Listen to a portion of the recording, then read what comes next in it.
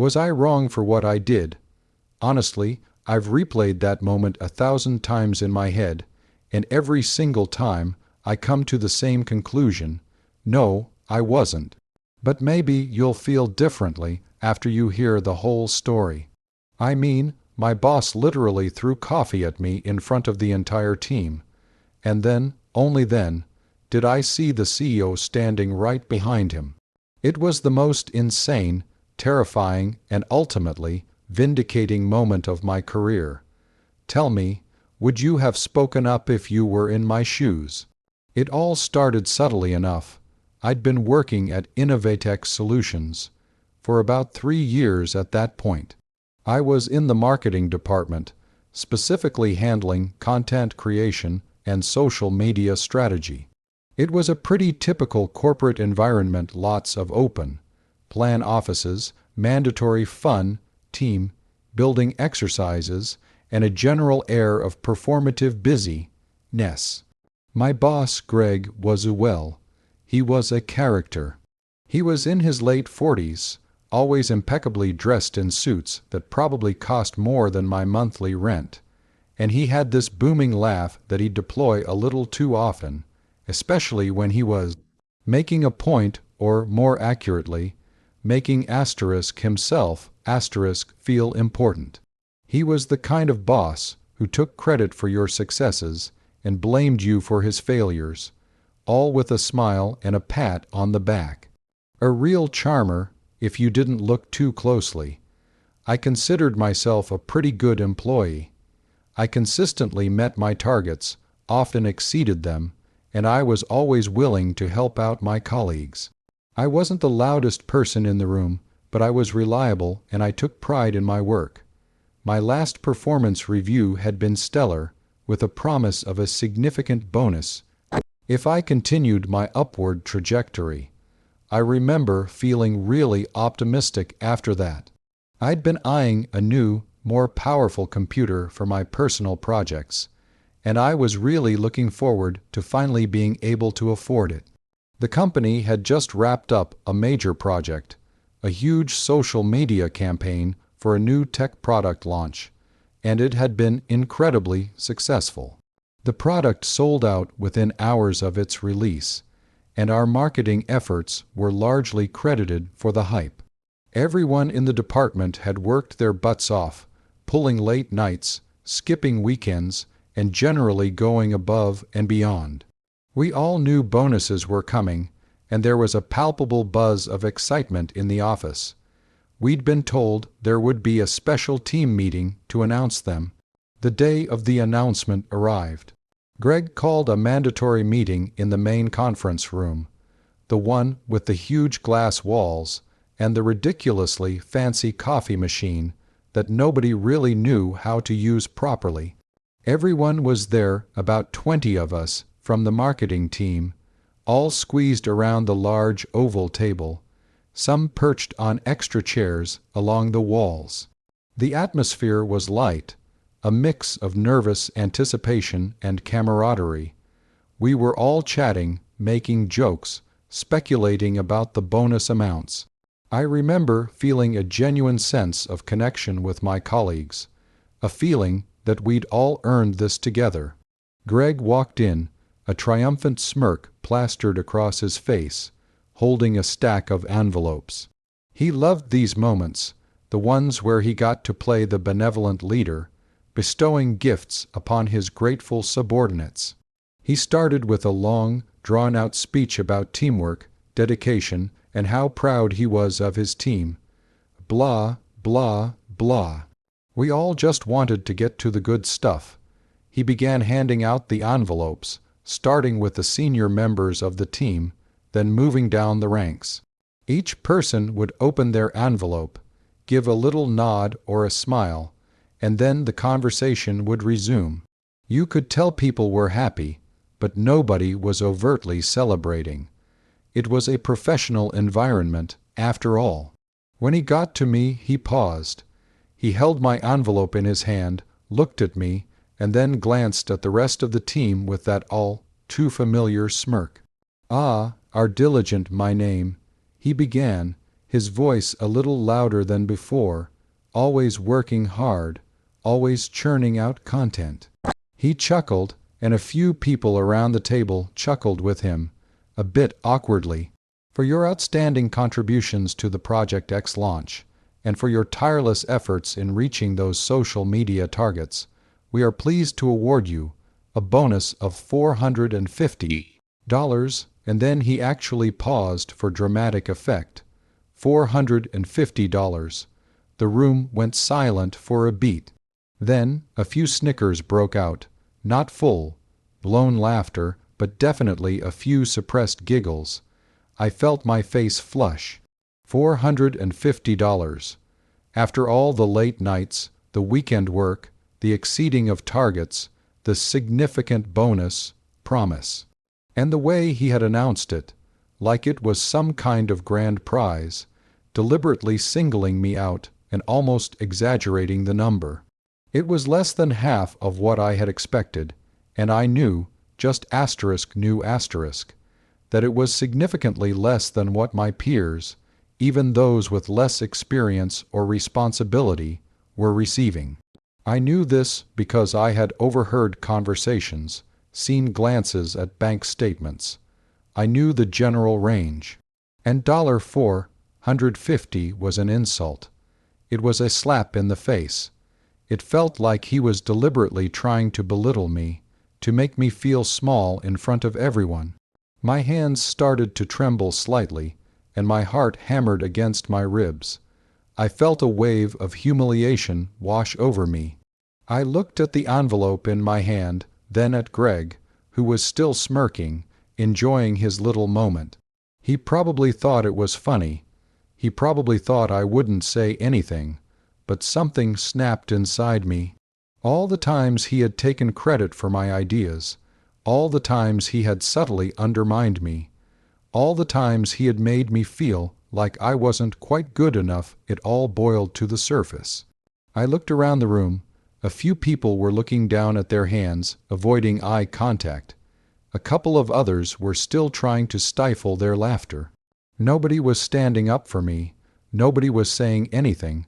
It was just me. I slowly stood up. My chair scraped against the floor, a surprisingly loud sound in the suddenly tense silence. Greg's smirk faltered slightly. He clearly hadn't expected me to react like this. "Excuse me, Greg," I said, my voice surprisingly steady despite the tremor in my hands. I gripped the envelope tightly. "Did you say $450? He blinked. "Yes, my name, that's correct. A very generous bonus, considering..." "Considering what, exactly?" I cut him off, my voice rising a little. The words were just spilling out, fueled by a mixture of anger, hurt, and a sudden, reckless bravery. "Considering the hours I put in, considering the targets I exceeded, considering the success of Project X, which, if I recall, you personally praised my contributions to last week." The room was absolutely silent now. You could have heard a pin drop. Greg's face was starting to turn a mottled red. His smirk was gone, replaced by a scowl. "Now, my name, this is not the time or the place," he said, his voice low and menacing. He took a step towards me. "We can discuss this later, in private." "No, Greg," I replied, my gaze unwavering. "I think this is exactly the time and the place. You chose to announce my bonus in front of everyone, and you chose to make a spectacle of it. So let's talk about it now. Everyone here knows what they received. I know what I was promised, and $450 for the amount of work I put in and the results I delivered is an absolute insult." A few gasps went around the room. People were now staring openly, some with wide eyes, others with a hint of admiration. Greg was absolutely fuming. His eyes narrowed, and he took another step closer, practically towering over me. "Are you questioning my judgment, my name?" he growled, his voice barely above a whisper, but filled with venom. "I'm questioning the fairness of this entire process." I shot back. emboldened by the sheer audacity of my own words. I'm questioning why my significant bonus turned out to be less than half of what others, with comparable or even lesser responsibilities, received. Is it because I don't schmooze enough? Is it because I don't laugh at all your jokes? Or is it simply because you enjoy humiliating your employees? His face went from red to purple. His fists clenched at his sides. He was breathing heavily, his chest heaving. I could see the fury in his eyes, the absolute shock that someone, had dared to challenge him in front of his team. He looked around as if searching for support, but everyone was just staring at him, then at me, then back at him. Nobody was coming to his rescue. He slammed his hand on the table, making everyone jump. That's enough. You are out of line, my name. You are being insubordinate. I will not tolerate this kind of disrespect in my department. I stood my ground, my heart pounding, but a strange calm had settled over me. It was like I had crossed a line, and now there was no going back. Disrespect? What about the disrespect you just showed me, Greg? Publicly announcing a pittance of a bonus, and then allowing your team to snicker at my expense. That's what I call disrespect. He lunged forward, grabbing the ceramic coffee mug that was sitting near the edge of the table. It was full of steaming hot coffee. Before I could even react, before anyone could react, he threw it. Not just splashed it, but threw the entire mug of coffee directly at me. It hit my chest, the hot liquid splattering across my shirt, my face, my hair. The ceramic mug clattered to the floor, shattering into pieces. I gasped, the sudden warmth and sting of the coffee a shock. A collective gasp rose from the team. Everyone was on their feet now, a mixture of horror and disbelief on their faces. I stood there, dripping with coffee, my eyes wide, staring at Greg. He was panting, his chest heaving, his eyes wild with rage. He looked like a madman. Get out, he shrieked, pointing a trembling finger at the door. Get out of my office. You're fired. I didn't move. I couldn't. I was too stunned, too shocked, too coffee-soaked. My mind was racing, trying to process what had just happened. My boss had just assaulted me, physically assaulted me, in front of everyone. And that's when I saw him. Standing directly behind Greg, framed in the open doorway of the conference room, was Mr. Henderson, the CEO of Innovatex Solutions. He was a tall, imposing man, usually very reserved, with a quiet demeanor that belied his sharp business acumen. He had a slight frown on his face, his eyes fixed on Greg, then on me, then on the coffee stains on my shirt, and finally on the shattered mug on the floor. He hadn't just walked in. He had clearly been standing there for a while, silent and observant. He must have heard everything. He must have seen everything. Greg, still in his rage, fueled frenzy, hadn't even noticed him. He was too focused on me, still yelling. I said, "Get out, get out." It was Mr. Henderson who spoke first, his voice calm, but with an underlying steel that cut through the tension in the room like a knife. "Greg," he said, his voice barely a whisper, yet it commanded immediate attention. "What in the world is going on here?" Greg froze mid-sentence. His eyes widened, and he slowly turned around, his face draining of all color as he saw the CEO standing right behind him. The transformation was instantaneous. The rage evaporated, replaced by abject terror. He stammered, his mouth opening and closing like a fish. "Mr. Henderson, sir, it was a misunderstanding. My name was being insubordinate." He tried to explain, his voice now a desperate squeak. Mr. Henderson ignored him. His gaze swept over the stunned faces of the marketing team, then landed back on me. He walked calmly into the room, stepping over the broken mug, and approached me. He pulled a crisp, white handkerchief from his suit pocket and gently dabbed at the coffee on my face. "Are you all right, my name?" he asked, his voice genuinely concerned. I could only nod, tears starting to well up in my eyes, not from pain, but from the sheer emotional overload of the moment. He then turned to Greg, who was now trembling visibly. "Greg," Mr. Henderson said, his voice still low, but now laced with a cold fury. "I think you and I need to have a little chat, in my office, right now." Greg didn't say a word. He just nodded, his face pale, his shoulders slumped, and followed Mr. Henderson out of the room. The door closed softly behind them, leaving the entire marketing team in stunned silence. So that's the situation I was in, and I had to make a choice. Before I tell you what happened next, I want you to pause and comment below what you would have done in my shoes. Would you have kept quiet and just taken the insult? Or would you have spoken up, knowing the potential consequences? What would you have done when the coffee came flying? Seriously, let me know. The rest of the day was a blur. After Greg and Mr. Henderson left, the team erupted.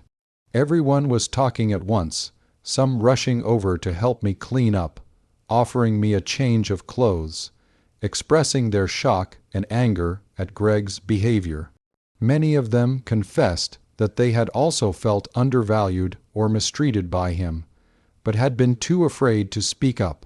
It was a strange mix of chaos and camaraderie, and in that moment I felt a profound sense of solidarity with my colleagues. They saw it, they knew. About an hour later, I was called into Mr. Henderson's office. When I walked in, Greg was nowhere to be seen. Mr. Henderson was sitting behind his large, polished desk, looking tired but determined. He gestured for me to sit down. "First, my name, I want to apologize on behalf of Innovatex Solutions," he began, his voice solemn. "What happened today was completely unacceptable. Greg's behavior was a gross violation of our company's values and policies, and it will not be tolerated." He then proceeded to tell me that Greg had been immediately terminated, not just fired, but escorted out of the building. Mr. Henderson had apparently been on his way to the conference room to discuss some upcoming departmental changes with Greg, and had arrived just in time to witness the entire debacle, from Greg's humiliating bonus announcement to the coffee throwing incident. He told me that he had been particularly appalled by the public shaming and the physical assault. He asked me to recount everything from my perspective, and I did, detailing not just the current incident, but also the pattern of Greg's behavior, his credit, stealing, his condescending attitude, and how he had made me and others feel. Mr. Henderson listened intently, nodding occasionally, making notes. He then told me something that truly surprised me. He said that he had been receiving some concerns about Greg's management style for a while, but nothing concrete enough to warrant immediate action. My outburst, combined with the extreme nature of Greg's reaction, had provided the undeniable proof he needed. He thanked me for my courage in speaking up, saying that it wasn't just for myself, but for the entire team. As for my bonus, he assured me that it would be reviewed immediately. He actually pulled up my performance records right there and then, comparing them to others in the department. He quickly realized that Greg had indeed deliberately undervalued my contributions. He rectified it on the spot, telling me that I would be receiving a bonus commensurate with my performance, which turned out to be nearly 10 times the original $450. On top of that, he offered me a significant raise and an apology for the unfair treatment I had endured. He also offered to pay for any dry cleaning or replacements for my coffee, stained clothes. Within a week, a new interim manager was appointed, and the atmosphere in the marketing department completely changed. The new manager was fair, supportive, and actually listened to the team. The whole incident became a cautionary tale, but also a source of inspiration. It showed everyone that speaking up, even against a powerful figure, could lead to positive change. I continued to thrive at Innovatex Solutions. My career took off, and I eventually moved into a more senior role. I never forgot that day, though. The image of Greg's face, contorted in rage, throwing that coffee, and then the quiet, imposing figure of Mr. Henderson standing behind him, it's burned into my memory. It taught me a powerful lesson about standing up for myself, about the importance of integrity, and about how sometimes the biggest bullies are also the biggest cowards when confronted by true authority. So, was I wrong? No, I don't think so. I was angry, I was humiliated, but I was also right. And in the end, justice was served. It wasn't easy, and it was certainly messy, but I wouldn't change a thing. Like this video if you were on my side. Subscribe for more stories like this, and make sure to share your final thoughts on this whole mess in the comments section. What would you have done differently? Have you ever had a boss like Greg? I want to hear your experiences. I'll see you all in the next story.